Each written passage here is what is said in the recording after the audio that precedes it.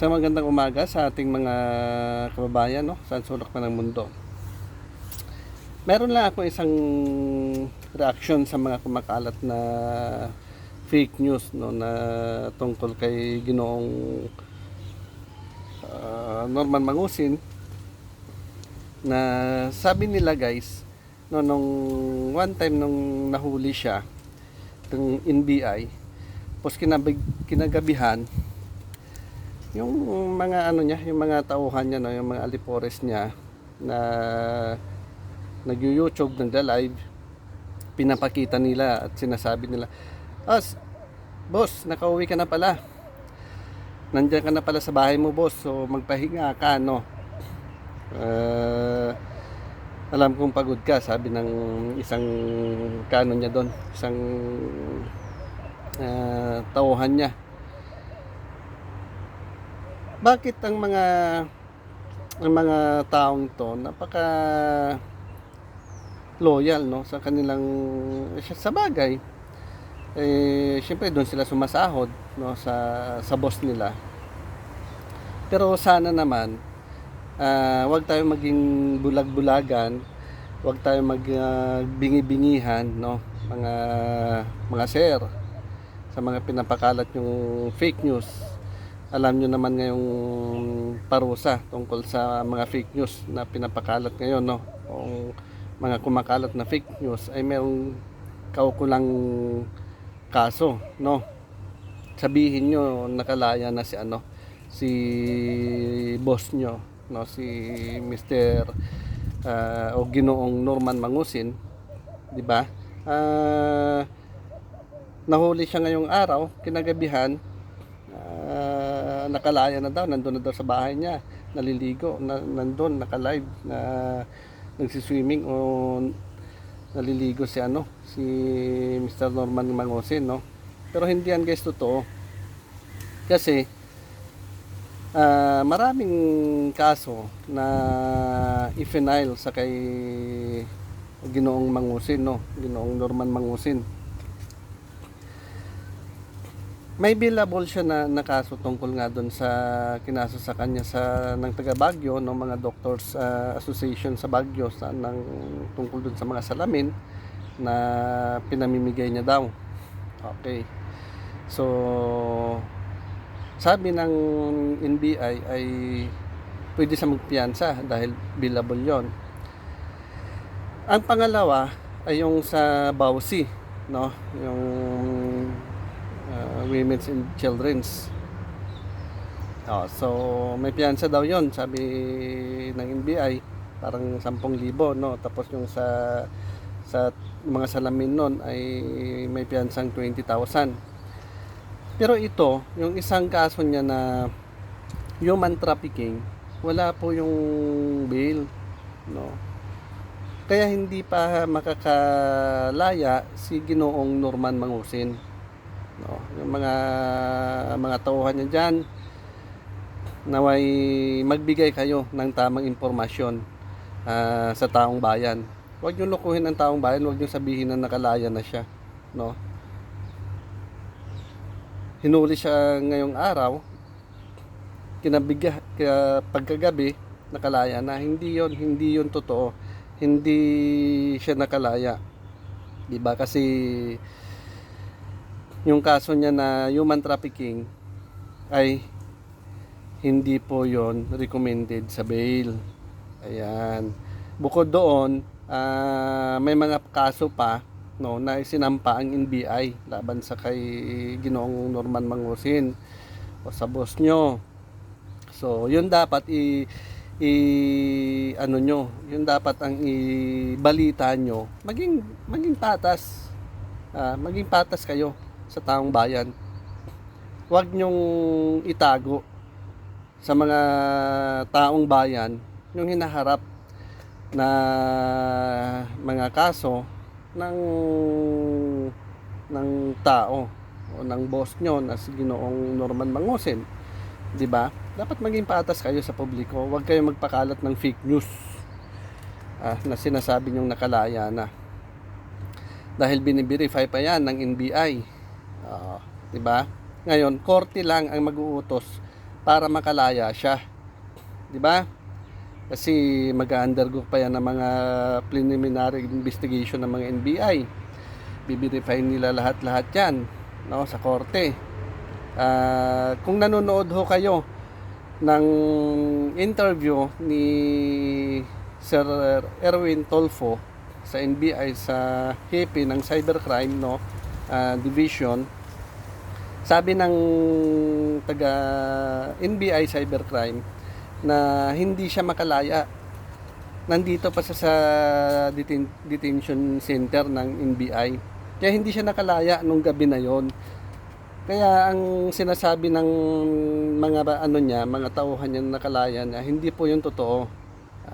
Maging kayo, maging patas kayo sa taong bayan sa pagbigay ng impormasyon o pag-update sa nangyayari sa kay Ginoong Mangusin, kay Norman Mangusin, no? Sa kanya mga tauhan. Yun ang payo ko lang sa inyo. Maging honest tayo. Maging honest tayo sa mga tao, sa mga mamamayan, 'di ba? Kasi kung wala naman talaga siya tunay na kasalanan, papalayain 'yan ng korte natin. Ang taga NBI, ginagawa lang nila ang kanilang trabaho. Hindi sila namumulitika diyan. So si Ginoong Norman Mangusin, ang boss nyo, siya ang complainant nun, di ba? Siya ang nag-complain. Siya ang lumapit sa NBI para utusan ng NBI na hanapin ang link ng gumagamit ng kanyang mga Facebook account noon, ng mga fake daw, di ba? So na ginagamit laban sa kanya para hingaan daw siya ng pera, di ba? So siya ang lumapit sa NBI noon. Ngayon, nung ininbitahan siya ng NBI, kinuha sa kanyang condo, no, condo unit doon, in-invite siya sa NBI. Siyempre may fingerprint yan, guys. Okay, so nung binirify doon sa computer, naglabasan ang mga pending cases niya na yan, ang mga kaso niya na yan. Tapos nung na fingerprint siya, tugma ang mga fingerprint doon sa mga kasong pinupukol sa kanya, at sa ngayong kinuhanan sa ng bagong fingerprint ng mga NBI. So hindi ho natin madaya yan, hindi madaya ng mga NBI ang fingerprint ng isang tao, guys, kasi science yan ang fingerprint ko hindi pwede magaya na kung sino mang tao. Billions of people living of this world, no? Ang fingerprint natin ay iisa lang. Iisa lang ang ating mga fingerprint. Hindi yan wala makakakopy diyan, walang makakagaya diyan sa ating mga fingerprint. Okay? So, yun yung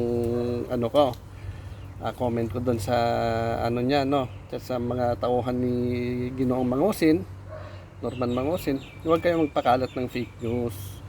Sabihin nyo lumaya na ang boss nyo o si Ginoong Norman Mangusin o si FLM, no?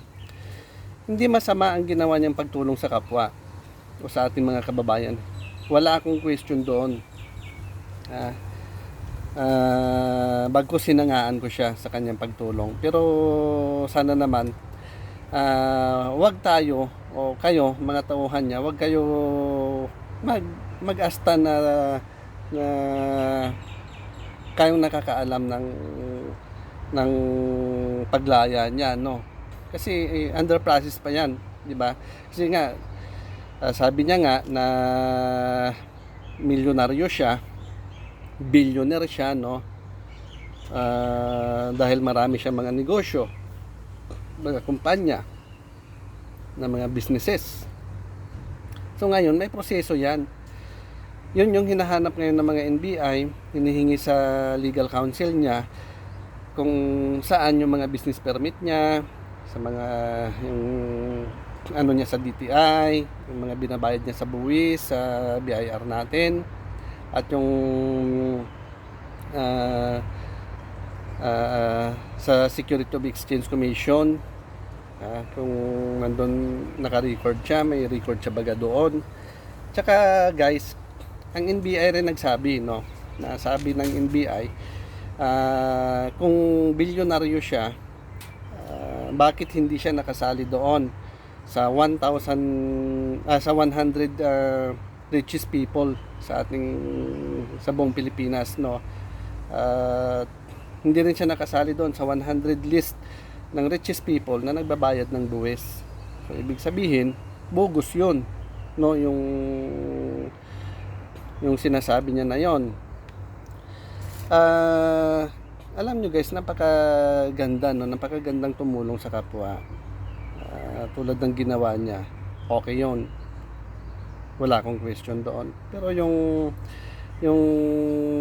mga hinaharap niya, na yung mga kaso na ipinukol sa kanya, binato sa kanya, yun lang naman ang kailangan niyang harapin, di ba? Kung talagang wala siyang kasalanan, papalayain ka agad yan ng korte, di ba? Kung wala mga strong evidence na i-present ang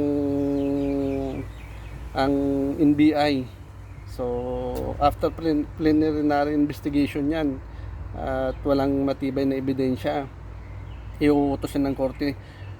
Walang matibay na ebidensya, so papalayain siya, di ba? Ganun lang naman yung sa ating korte, no? So ngayon, huwag kayong magpakalat na sabihin nyo lumaya na, nakalabas na ng kulungan o sa NBI, ipinalayan sa ng NBI. Walang katotohanan yan guys, di ba?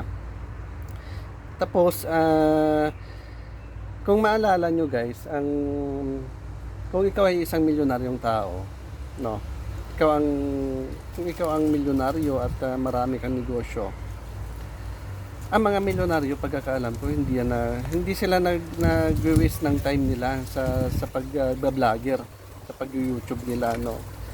Ang nasa isip niya ng mga taong yan, ng mga negosyante, ng mga milyonaryo, ang laging nasa isip nila ay yung kanilang negosyo. Busy yan sila sa kanilang pag-intindi sa kanilang negosyo sa araw-araw na ginawa ng Panginoon, di ba? Ngayon kung totoong mayaman si Ginoong Norman Marcos, no? Bakit pinagkakaabalahan niya ang pagiging vlogger sa YouTube kung siya ay bilyonaryo, di ba? Kasi sabi niya nga, si dating First Lady Imelda Marcos nanghihingi sa kanya ng pera, sila Bongbong Marcos nanghihingi sa kanya ng pera, si Amy Marcos, no, nanghihingi ng pera sa kanya, di ba?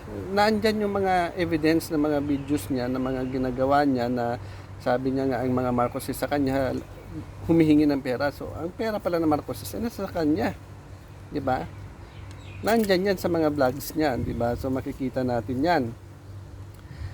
Tsaka kung milyonaryo ka guys or bilyonaryo ka, hindi nila gawain ang magiging vlogger. Hindi gawain ng mga milyonaryo ang magiging vlogger. Di ba? Kita nyo naman sila mga Lopez, mga Ayala, si Pangilinan, saka yung mga Gokongwei, Lusyutan, mga Henry C, diba? Mga C, yung mga ari ng mga SM, guys. Hindi nila pinagkakaabalahan ang pagiging vlogger kung ikaw ay isang bilyonaryo o milyonaryo, diba? Tsaka hindi, mga bilyonaryo guys, mga milyonaryo, hindi nila pinaglalandakan sa buong mundo na marami akong pera, sako-sako ang pera ko kasi mayaman ako, bilyonaryo ako, milyonaryo ako. Hindi ganun umasta, hindi ganun umasal, hindi ganun magsalita ang mga milyonaryo. Bagkus tahimik yan sila. Pag tumutulong man yan sila sa taong bayan, o pag tumutulong man yan, kasi ang mga yan may mga foundation yan, okay? So pag tumutulong yan sila guys, tahimik yan sila na tumutulong. Hindi nila kailangan lumabas sa publiko para magsigawan dyan, tumutulong ako, Ako si Juan de la Cruz, tumutulong, no? Bilyonaryo ako, milyonaryo ako. Dito ako ngayon tumutulong. Hindi ganon umasta o hindi ganon ang gawain ng mga bilyonaryo o mga milyonaryong mga tao. Okay? Tapos, guys, ang mga milyonaryo, guys, ang mga bilyonaryo, pag may mga inaakusahan yan sila, no, halimbawa, tulad ngayon nila ni President Duterte, no, kinakasuhan niya ang mga Lopez, kinakasuhan niya ang mga Ayala, inaakusahan niya ang mga si Pangilinan, inaakusahan niyang si Dangding Wangko noon. Okay? Sino ang humaharap? Mga spokesperson ng mga bilyonaryo na yan, ng mga tao, ang humaharap sa media, sa mga radio interviews na yan, sa mga TV news na yan. Spokesperson nila. Hindi sila mismo. Sino ang spokesperson ng mga bilyonaryo o mga milyonaryong tao? Ang kanilang abogado. Okay? Yun ang kanilang spokesperson. Yun ang humaharap sa mga televisions, sa mga radio interviews. Yun yung humaharap, ang kanilang abogado. Hindi sila mismo. So, i-compare natin kay Mr. Norman Mangusin. Inaakusahan siya kung bilyonaryo siya, kung milyonaryo siya. Dapat ang lawyer niya, sabihin niya, wala akong masabi. So, ang lawyer ko na magpapaliwanag o ang magsasalita tungkol dyan sa pinupukol nyo sa aking kaso or whatsoever. Di ba? Yun. Ang isang bilyonaryo, isang milyonaryo or isang negosyante na tao. Di ba? Hindi nila kailangan lumabas sa publiko. Hindi nila kailangan ipakita ang bahay niya sa publiko. Hindi nila binibigay ang kanilang complete address kung saan sila nakatira. Okay? Kasi iniingatan nila. Privacy yan eh. Milyonaryo ka, bilyonaryo ka, pakita mo yung bahay mo, number ng bahay mo kung saan ka nakatira, sasabihin mo sa publiko. Hindi sila umasta. Ang mga milyonaryo and tunay na mga bilyonaryo, tunay na mga milyonaryo, hindi ganun umasta, hindi ganun magsalita, hindi ganun kumilos. 'Di ba?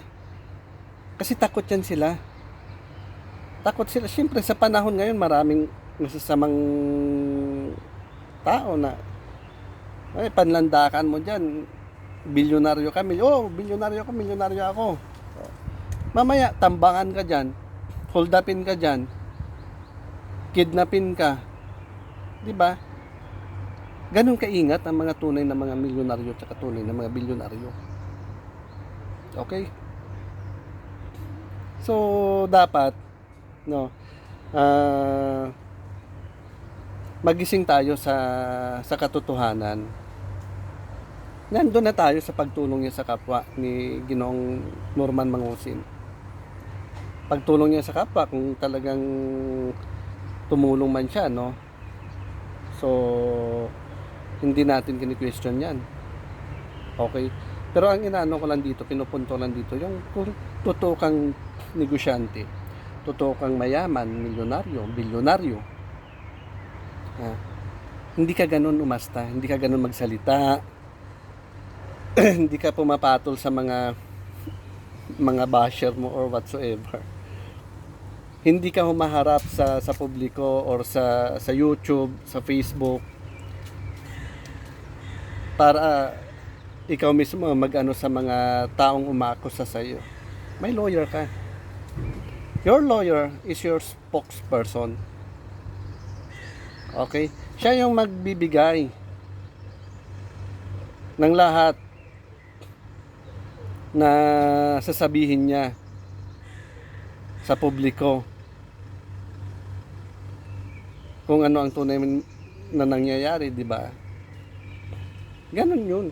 Tsaka sa mga tauhan ni Ginoong Norman Marcos, no, o Norman Mangusin, ni Ginoong Francis Leo Marcos, no? Magbigay kayo guys ng info sa publiko, yung totoo, no? Yung totoo, huwag kayo gumawa ng mga fake news. Papakita nyo dun sa videos, lumabas, nagla-live siya nagla-live yung mga alipores niya mga tauhan niya na sabihin na boss, nakalaya ka na pala, nandiyan ka na pala sa bahay mo, pahinga ka dyan, ganito, ganyan. Fake news niyan ang pinapalabas yung balita sa publiko, di ba? So may kaso yan, ang mga pinagagawa yung fake news. Okay, so yun yung natin, no, kay Ginoong Norman Mangusin at sa kanyang mga tauhan, no. Kung mahal nyo ang inyong boss, kung pinoprotektahan nyo talaga ang inyong boss, dapat gumawa kayo ng tama, na wag kayo maggawa ng kwento o ng fake news na nakalabas na siya, panlandakan nyo dyan sa social media na nakalabas na siya. Hindi yun tamang gawain ng mga tao o mga tauhan niya. Bagkus dapat protektahan nyo sa hindi kayo magpalabas ng mga fake news niyan, o protektahan nyo sa para hindi naman madagdagan ang kaso niya, di ba? Ganun yun, that is my own opinion, okay? Lahat tayo guys, lahat ng mga tao ay may mga sari-sariling opinion, may mga sari-sariling pananaw, di ba? So yun ang opinion ko, yun ang pananaw ko, di ba? Yung mga nakikita ko at mga napapanood ko sa vlog ni Ginoong Norman Mangusin, doon ako nagbe-base. Doon ako nagbe-base sa kung paano siya magsalita, mag-deliver ng salita, paano siya kumilos, paano siya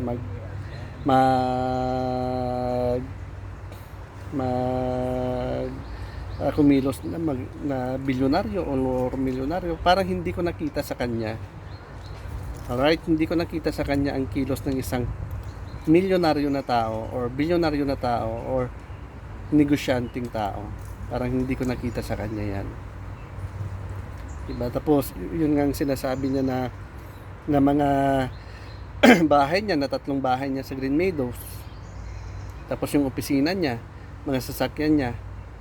Di ba? Hindi naman siguro kayo bingi, no, sa mga tauhan ni Ginoong Norman Mangusin, no, sa mga tauhan niya, hindi naman siguro kayo bingi na mismo NBI na nagsabi na hindi sa kanya ang bahay o ang sasakyan o ang opisina. Okay? Hindi sa kanya, hindi siya ang nagmamay-ari. Di ba?